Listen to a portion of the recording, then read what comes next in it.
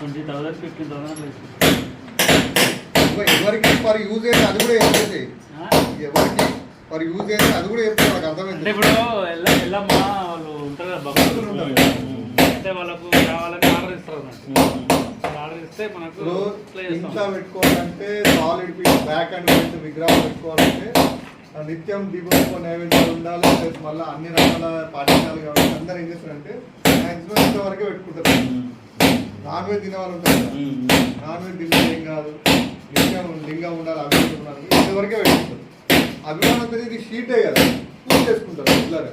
మాకు పెద్దగా ఇవ్వబడాలి అని ఆలోచన ఉన్నోళ్ళు, ఆలోచన ఉన్నోళ్ళు ఇట్లా చేసుకున్నాడు. ఎక్కువ గౌన్స్ వైట్ హౌస్ ఏం చేస్తారంటే పూజా మందిరంలో ఇట్లాంటి అమ్మవారిని తీసుకుని గోడ అంటే పెద్ద అవ్వకూడదు, గింత ఉన్న అవ్వకూడదు కదా, ఇష్టంతో చేసుకుంటారు. డిజైన్ వేస్తారా మీరు? చూడండి, ఇది కూడా డిజైన్ వేస్తారా? ఇప్పుడు ఫస్ట్ మీరు నాకు ఫస్ట్ దీన్ని డ్రాయింగ్ కనిపిస్తుంది. ఫస్ట్ దీన్ని డ్రాయింగ్ చేసుకున్న తర్వాత ప్లేన్ షీట్ ఉంటుంది. ప్లేన్ షీట్ దీనిపైన అతికించిన తర్వాత దానిపైన ఫస్ట్ దీన్ని గీతలు కూడా హీట్ చేస్తే వచ్చేస్తుంది. దాన్ని యాసిడ్ పెట్టి తోమితే మళ్ళీ కలర్ వస్తుంది.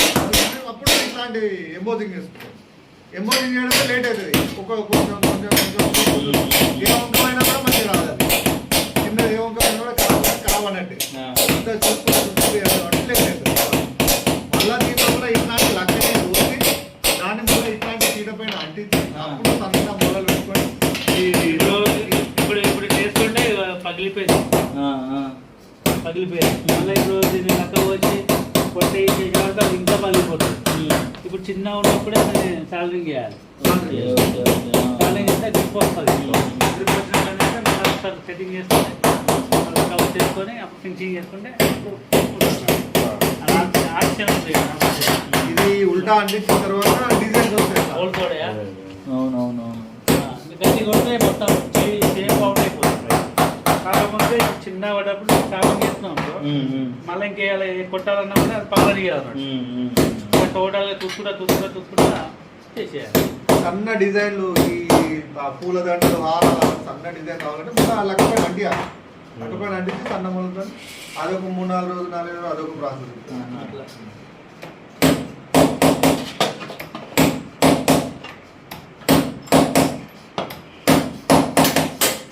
ఇంకా 3 గ్రేడ్లు ఉన్నాయి. ఫస్ట్ గ్రేడ్ ఏంటంటే ఓన్లీ ప్లేన్ వర్క్, ఏ ఎంబోజింగ్ కూడా ఓన్లీ నెంబర్ 1 క్వాలిటీ.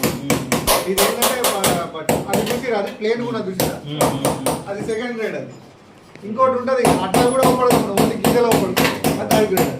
అది నెంబర్ 1 క్వాలిటీ. కార్వింగ్ ఉంటుంది కదా, ఎక్కువ వస్తుంది.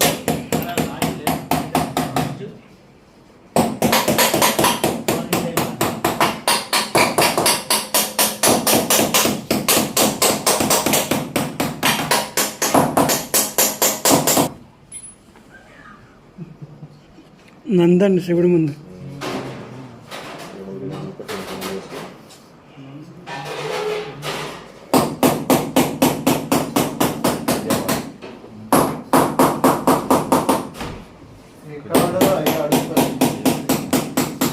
తీసేసినాక అవి అట్లా అవుతుంది షీట్. హీట్కి దాన్ని ఇప్పుడు యాసిడ్ పెట్టి క్లీన్ చేస్తుంది. అది అంతా క్లీన్ అయిపోతుంది. క్లీన్ అయిపోతే మనకు అక్కడ ఆ కలర్ వచ్చేస్తుంది. చూడండి యాసిడ్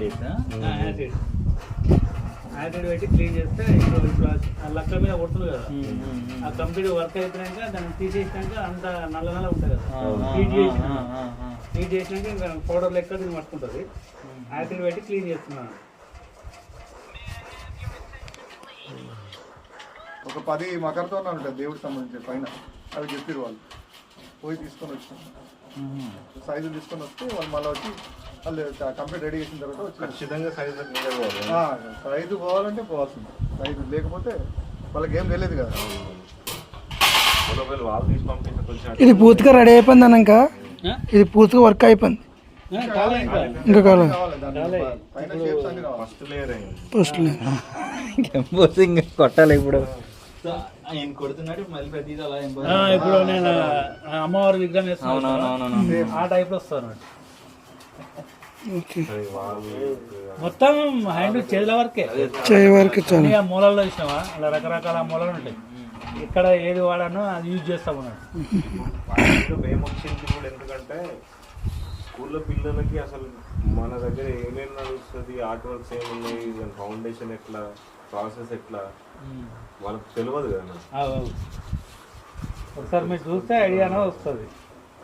కంప్లీట్ గా స్టార్ట్ అయింది పెంబర్స్ లోనే, కాకపోతే దీన్ని డిమోటివేట్ చేసి ఈ ఆర్టిఫిషియల్ వర్క్స్ వచ్చి వేరే వేరే వాళ్ళ అదర్ వాళ్ళు మన ఇంకా వేరే సైడ్ వాళ్ళు వచ్చి ఎంటర్ అయ్యి ఏంటంటే కొంచెం అది ప్రభావాన్ని తగ్గించి అక్కడ ఏం దొరుకుతాయి, సిటీలో దొరుకుతాయి, ఎక్కడ దొరుకుతాయి, ఏదో ఒక బిజినెస్ అట్లాంటిది ఆర్ట్ మామూలుగా మిషన్ మీద స్పెషల్ అయ్యండి పెండింగ్ అనేవి షాపులలో ఇప్పుడు బయట రెడీమేడ్ దొరుకుతాయి. ఇప్పుడు మీరు రోడ్ పైన వచ్చే షాపులు కూడా ఉంటాయి, వాళ్ళంతా చేసేవాళ్ళు కాదు.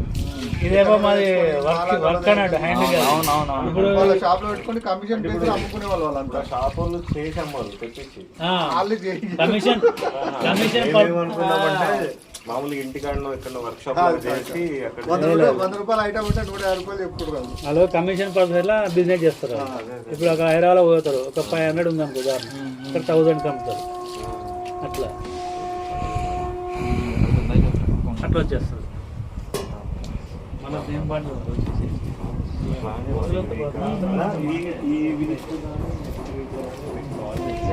యాసిడ్ పట్టుకుంటే కాలిపోతుంది. మీరు ప్యూర్ కాదు లేదు కదా తర్వాత నేనే ఫోన్ తోలుకి వేసిపోతే అందుకని డౌట్ వచ్చాడు.